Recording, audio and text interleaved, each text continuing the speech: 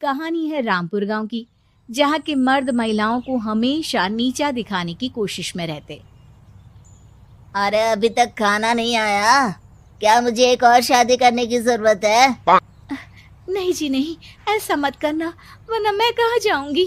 खाना लेकर मैं अभी आई जी। गांव की पंचायत में भी फैसले हमेशा औरतों के खिलाफ ही रहते। मैं जो फैसला सुनाता हूँ वो भगवान की आज्ञा होती है। इस लड़के ने अपने मन से शादी करके अच्छा नहीं किया। लड़के को घर भेज दो और इसकी शादी इसकी जाति की किसी लड़के से करवा दो, लेकिन ये लड़की, इसे तो गांव के बाहर निकाल दो। नहीं नहीं जमींदार साहब, ये क्या बोल रहे हैं? ऐसा नहीं हो सकता। मेरी बेटी मासूम है, इसे अच्छे बुरे की समझ नहीं है। अरे कहाँ जाएगी ये बेचारी? कहाँ जाएगी? इतनी चिंता है तो पूरे परिवार का गांव निकाला कर देते हैं। बेचारे पूरे बसे बसाए परिवार को गांव छोड़ना पड़ता है। चाहे जो हो, अगर बेटियों को कंट्रोल नहीं कर सकते तो गांव में रहने का कोई मतलब नहीं है। यहाँ औरतों को दब कर रहना होगा। कोई भी अपने हिसाब से कुछ नहीं कर सकता, सब ईश्वर की मर्जी से ही होगा। तभी गांव का एक आदमी दौड़ा दौड़ा आता है। सरपंच साहब, जमींदार साहब, वो कालिया है ना, उसकी बेटी पढ़ने के लिए शहर जा रही है। अच्छा, ये कब हो गया? और कालिया की हिम्मत कैसे हो गई ऐसा करने की? लेकर आओ उसे और उसकी बेटी को। बस फिर क्या था, हाजिर हो जाते हैं कालिया और उसकी बेटी सरपंच के सामने। अरे कालिया, ये क्या सुनने में आ रहा है? बेटी को इंजीनियर बना रहा है तू? और ये बता, गांव में तो स्कूल नहीं है, फिर कहाँ से इतनी क्लास पास कर गई तेरी बेटी?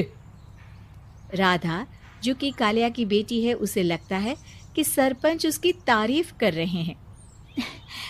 सरपंच जी, मैंने ऑनलाइन पढ़ाई की है, डिस्टेंस लर्निंग से।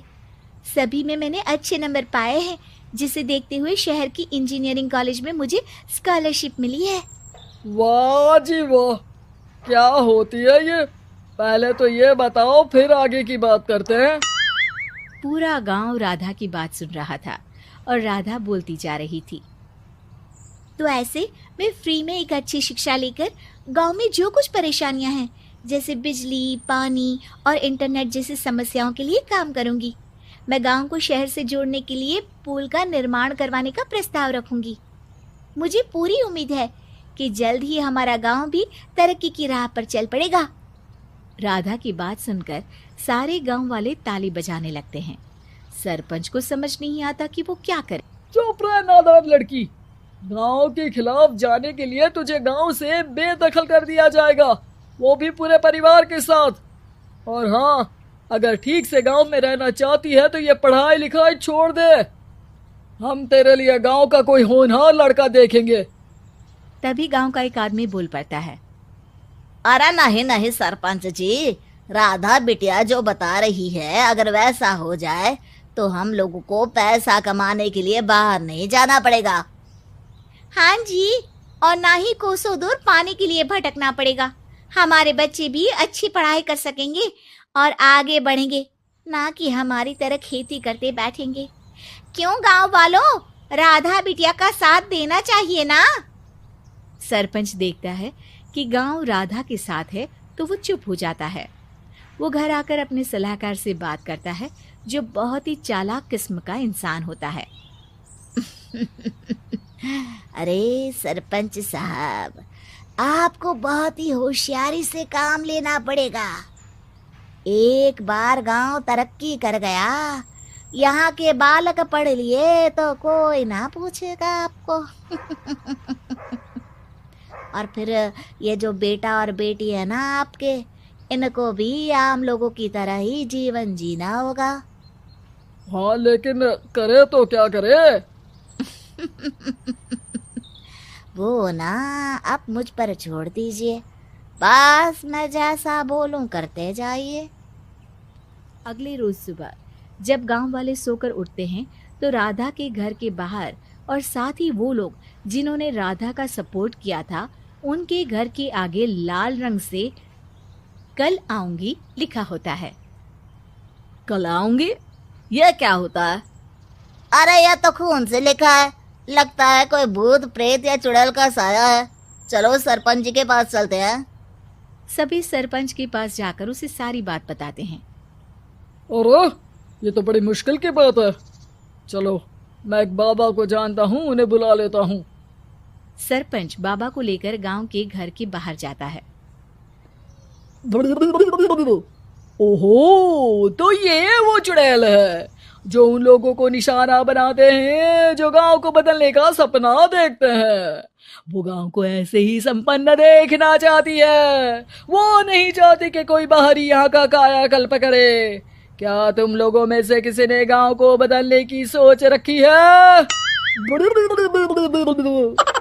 तभी राधा की माँ रोते रोते आती है। मेरी राधा घर से गायब हो गई है। अरे कोई तो बचाओ, मेरी बच्ची कहाँ गई?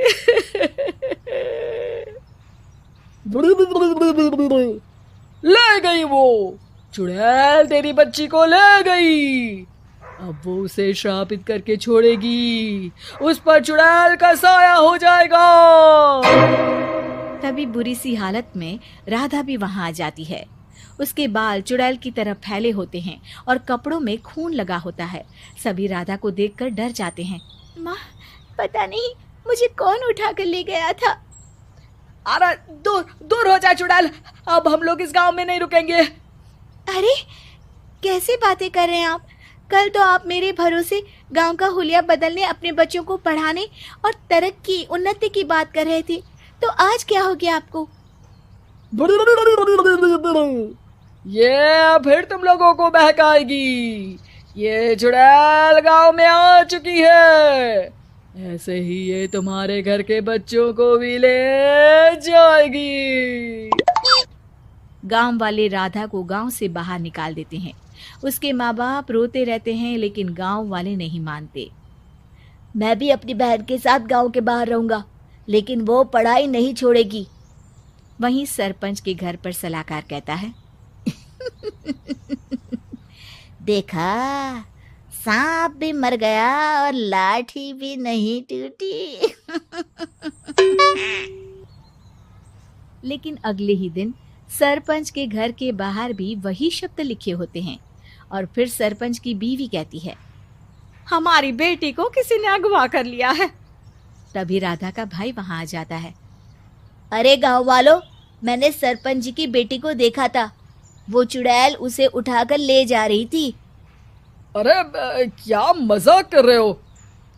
नहीं नहीं सरपंच जी, आप नहीं जानते। वो चुड़ैल अब आपकी बेटी में आ जाएगी, जैसे राधा के अंदर आ गई थी। तभी सरपंच की बेटी वैसी ही हालत में वहां आती है जैसे राधा आई थी। पापा, पता नहीं कैसे मैं गायब हो गई थी। चुड़ैल, इसके अंदर भी चुड़ैल का साया है, मारो इसे। अरे नहीं नहीं, इसे भी राधा के पास गांव के बाहर ही भेज दो। अरे चुप रहो, मेरी बेटी कहीं नहीं जाएगी और चुड़ैल वुड़ैल कुछ नहीं होता है। अरे कैसे बात कर रहे हो सरपंच जी? आप तो बोल रहे थे कि आपका फैसला भगवान का ज्ञान होता है, तो अपने पर बात आई तो अब आप ऐसे बोल रहे हैं। अरे ना ना ना, आपको अपनी बेटी को त्यागना ही होगा। अरे बुलाओ बाबा को। राधा का भाई बाबा को ले आता है, जिसे अब गांव वालों के डर के कारण सच बोलना पड़ता है। मैं कोई बाबा नहीं हूँ, मैं तो मोची था। ये सलाहकार महोदय ने मुझे कहा था एक्टिंग करने को। अब वो मुझे पैसे देने वाले हैं। अब मुझे माफ कर दो। गलती हो गई, मुझे माफ कर दो। तभी वहां राधा आ जाती है। देखा सरपंच जी, जब गांव के बच्चे साक्षर होंगे तो आप जैसे लोगों की चालाकी नहीं चलेगी।